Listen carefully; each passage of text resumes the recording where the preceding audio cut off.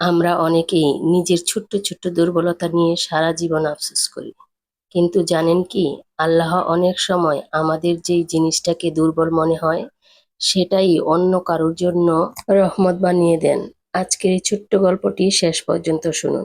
হয়তো আজ থেকেই নিজেকে আর কখনো ছোট মনে হবে না। আসসালামু আলাইকুম। একটি গ্রামে একজন বৃদ্ধ প্রতিদিন বুড়ে নদী থেকে দুটি কলসি করে পানি নিয়ে আসতেন। একটি কলসি ছিল নতুন, আর একটি কলসি একটু ফোঁটা। নতুন কলসিটি প্রতিদিন গর্ব করত।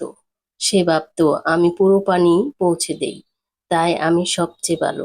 কিন্তু ফোঁটা কলসিটি প্রতিদিন লজ্জা পেত, কারণ বাড়িতে পৌঁছানোর আগেই তার অর্ধেক পানি রাস্তায় ঝরে পড়ত। এভাবেই অনেক মাস কেটে গেল। একদিন ফাটা কলসিটি কাঁদতে কাঁদতে বৃদ্ধকে বলল, আমি আপনার কোনো কাজেই আসতে পারিনি। আমার জন্য প্রতিদিন এত পানি নষ্ট হয়। আমাকে বদলে নতুন একটা কলসি নিয়ে নিন। বৃদ্ধ মৃদু হেসে বললেন, আজ বাড়ি ফেরার সময় তোমার পাশের রাস্তার দিকে ভালো করে তাকিয়ে দেখো। ফিরে আসার পথের ফাটা কলসিটি দেখলো পুরো রাস্তার একপাশে কত সুন্দর ফুল ফুটে আছে। বৃদ্ধ বললেন, আমি জানতাম তুমি ফাটা, তাই তোমার পাশের রাস্তা জুড়ে ফুলের বীজ বুনেছিলাম। প্রতিদিন তোমার ঝরে পড়া পানিতেই এই ফুলগুলো ফুটেছে। আজ এই ফুল দেখে পথের ক্লান্ত মানুষ একটু শান্তি পায়, পাখিরা আসে, আর আল্লাহর সৃষ্টি আরো কত সুন্দর হয়ে ওঠে। নিজেকে কখনো অকেজো ভাববে না। এই গল্পটা শুধু একটা কলসির গল্প নয়, আমাদের সবার জীবনের গল্প।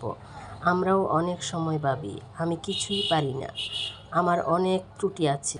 কিন্তু আমরা জানি না, আল্লাহ হয়তো সেই ত্রুটির মধ্য দিয়েই কারো উপকারের ব্যবস্থা করে রেখেছেন। তাই নিজের জীবনকে অন্যের সঙ্গে তুলনা করবেন না। নিজের কাজটা সততার সঙ্গে করে যান। আল্লাহ কখন, কিভাবে, কোন কাজের মাধ্যমে আপনাকে সম্মানিত করবেন তা শুধু তিনিই জানেন। সৃষ্টি করেনি। প্রত্যেকটা মানুষেরই একটি না একটি ভালো গুণ আছে। হয়তো আজ আপনি নিজের মূল্য বুঝতে পারছেন না, কিন্তু ধৈর্য ধরে ভালো কাজ করতে থাকুন। একদিন ঠিকই বুঝতে পারবেন, আল্লাহ আপনাকে কোনো না কোনো সুন্দর উদ্দেশ্য নিয়ে সৃষ্টি করেছেন। আর যদি গল্পটা আপনার হৃদয় ছুঁয়ে থাকে, তাহলে কমেন্টে শুধু একটি কথা লিখবেন, আলহামদুলিল্লাহ।